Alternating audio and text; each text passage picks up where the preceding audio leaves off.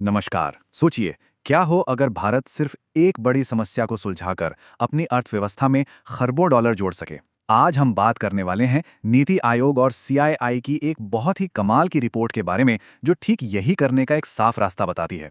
काम की जगहों पर लैंगिक समानता। चलिए शुरू करते हैं। तो हम इसे कैसे समझेंगे? हमने इसे 5 हिस्सों में बांटा है। पहले तो ये जानेंगे कि आखिर ये आर्थिक तौर पर इतना जरूरी क्यों है। फिर हम एक महिला के करियर के सफर को देखेंगे ताकि उन अनदेखी मुश्किलों को समझ सके जो रास्ते में आती हैं। लेकिन हम सिर्फ प्रॉब्लम पर ही नहीं रुकेंगे, हम इसके असरदार सॉल्यूशंस भी देखेंगे और आखिर में समझेंगे कि ये सब भारत के भविष्य के लिए असल में क्या मायने रखता है। चलिए, सबसे बड़ी तस्वीर से शुरू करते हैं। देखिए, ये मामला सिर्फ सोशल जस्टिस का नहीं है, बल्कि ये भारत के सबसे बड़े इकोनॉमिक मौकों में से एक है। हमारे राष्ट्रीय लक्ष्यों को हासिल करने के लिए एक बेहद जरूरी शर्त। विकसित भारत 2047 का जो लक्ष्य है, वो एक बड़ा सवाल सामने लाता है। $30 ट्रिलियन की इकोनॉमी का ये सपना आखिर पूरा कैसे होगा? इस रिपोर्ट के हिसाब से इसका जवाब एक बहुत बड़ी संख्या में छिपा है। 145 मिलियन। जी हाँ, इस नंबर को जरा ध्यान में रखिए। ये कोई छोटा मोटा आंकड़ा नहीं है, बल्कि ये भारत के आर्थिक भविष्य के पीछे की सबसे बड़ी ताकत बन सकता है। बिल्कुल सही। अपने इस बड़े इकोनॉमिक टारगेट को अचीव करने के लिए भारत को अपने वर्कफोर्स में 14.5 करोड़ और महिलाओं को शामिल करना होगा। ये संख्या जानते हैं कितनी है? ये लगभग रूस की पूरी आबादी के बराबर है। ये आंकड़ा जेंडर इक्वालिटी को सीधे देश की इकोनॉमिक एम्बिशन से जोड़ता है। लेकिन आज की सच्चाई क्या है? तो देखिए, जहां वर्कफोर्स में करीब करीब 34% महिलाएं हैं, वहीं जब लीडरशिप रोल्स की बात आती है तो ये आंकड़ा 20% से भी नीचे चला जाता है। इरादे और असर के बीच का यही जो गैप है ना, वही असल प्रॉब्लम है जिसे हम आज समझने की कोशिश कर रहे हैं। तो अब सवाल यह है कि इस प्रॉब्लम को समझे कैसे, इसे सॉल्व कैसे करें। इसके लिए रिपोर्ट एक बहुत ही साफ सुथरा फ्रेमवर्क देती है, जिसे करियर लाइफ साइकिल अप्रोच कहा गया है।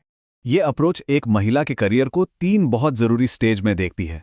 पहला है एंट्री, यानी वर्कफोर्स में शामिल होना। दूसरा है रिटेंशन, मतलब वर्कफोर्स में बने रहना, जहां टैलेंट को रोकना सबसे जरूरी होता है। और तीसरा है ग्रोथ, यानी लीडरशिप रोल्स की तरफ बढ़ना। हर स्टेज के अपने अलग चैलेंज हैं और उनके लिए खास सॉल्यूशंस की जरूरत है। तो चलिए अब उन मुश्किलों की बात करते हैं जो इन स्टेजेस पर आगे बढ़ने से रोकती हैं। और ये अक्सर वो बाधाएं हैं जो पहली नज़र में दिखती भी नहीं है। पहली और शायद सबसे बड़ी रुकावट है अनकॉन्शियस बायस, मतलब हमारे दिमाग में बैठे वो छोटे छोटे पूर्वाग्रह जो हायरिंग और प्रमोशन जैसे फैसलों पर असर डालते हैं और हमें इसका एहसास तक नहीं होता। दूसरा बड़ा चैलेंज है मैटरनिटी पेनल्टी। अक्सर ये देखा जाता है कि बच्चे के जन्म के बाद महिलाओं का करियर या तो रुक सा जाता है या फिर बहुत धीमा पड़ जाता है। ये रिटेंशन के लिए एक बहुत बड़ा मुद्दा है। इसके अलावा एक और बात है, करियर में आगे बढ़ने के लिए जो नेटवर्किंग और मेंटरशिप चाहिए होती है ना, उन मौकों तक महिलाओं की पहुंच अक्सर कम होती है, जो उनकी ग्रोथ में एक बड़ी रुकावट बन जाती है। और आखिर में एक बहुत बड़ी सामाजिक सच्चाई, अवैतनिक देखभाल और घर के काम का जो बोझ है, वो आज भी महिलाओं पर कहीं ज्यादा होता है।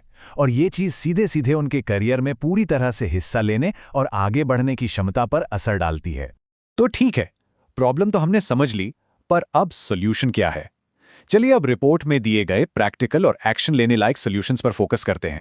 तो एंट्री लेवल की बात करें तो यहाँ रुकावटों को हटाने के लिए रिपोर्ट कुछ बहुत अच्छे तरीके बताती है, जैसे कि जेंडर न्यूट्रल जॉब डिस्क्रिप्शन बनाना, ब्लाइंड स्क्रीनिंग जैसी टेक्निक्स का इस्तेमाल करना और महिला टैलेंट तक पहुंचने के लिए खास आउटरीच प्रोग्राम चलाना। अच्छा, ये ब्लाइंड स्क्रीनिंग क्या चीज़ है? चलिए इसे थोड़ा समझते हैं। इसमें होता यह है कि रिज्यूमे से नाम और जेंडर जैसी पहचान वाली जानकारी को हटा दिया जाता है।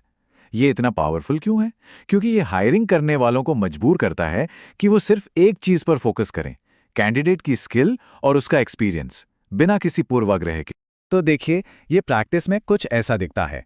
एक तरफ एक नॉर्मल रिज्यूमे है और दूसरी तरफ वही रिज्यूमे है जहां नाम और पहचान से जुड़ी बाकी जानकारी छिपा दी गई है। ध्यान फॉरेन कैंडिडेट की क्वालिफिकेशंस पर जाता है और यही तो इसका मकसद है। अच्छा, अब बात करते हैं रिटेंशन की। वर्कफोर्स में महिलाओं को बनाए रखने के लिए फ्लेक्सिबल वर्किंग आवर्स, अच्छी पेरेंटल लीव और चाइल्ड केयर सपोर्ट जैसी पॉलिसीज बहुत जरूरी हैं।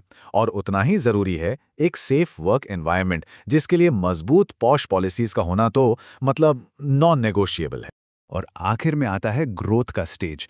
ये पक्का करने के लिए कि महिलाएं सिर्फ नौकरी में बनी ही ना रहें बल्कि टॉप तक पहुंचे, उनके लिए special leadership training programmes, formal mentorship और सीनियर रोल्स तक पहुंचने के लिए एक साफ सुथरा करियर पाथ बनाना बेहद जरूरी है। तो चलिए अब थोड़ा जूम आउट करते हैं और समझते हैं कि ये रिपोर्ट सिर्फ कंपनियों के लिए एक गाइडबुक ही नहीं है, बल्कि इसका राष्ट्रीय महत्व क्या है। देखिए, ये रिपोर्ट कई वजहों से एक गेम चेंजर है। एक तो ये कि ये इंडस्ट्री और पॉलिसी मेकर्स दोनों के लिए एक प्रैक्टिकल गाइड है। दूसरा, ये यूनाइटेड नेशंस के सस्टेनेबल डेवलपमेंट गोल्स, खासकर जेंडर इक्वालिटी और डिसेंट वर्क के साथ सीधी लाइन में है। और सबसे बड़ी बात, ये पूरी बातचीत को ये क्यों ज़रूरी है से आगे ले जाकर इससे करना कैसे है पर ले आती है। तो सार क्या है? सार ये है कि जेंडर पैरिटी यानी लैंगिक समानता सिर्फ एक कॉर्पोरेट पॉलिसी का मुद्दा नहीं है, ये एक राष्ट्रीय आर्थिक रणनीति है। यही इस पूरे विश्लेषण का निचोड़ है। तो रोड मैप तो हमारे सामने बिल्कुल साफ है। अब सवाल ये उठता है कि इस असर की, इस बदलाव की शुरुआत आखिर होगी कहाँ से? और जवाब यह है कि इसकी शुरुआत हर लेवल पर होती है, कंपनियों में, पॉलिसी मेकिंग में और हमारे समाज में। ये शुरुआत सिर्फ इन बातों को जानने से नहीं, बल्कि इन्हें असल में लागू करने के इरादे से होती है।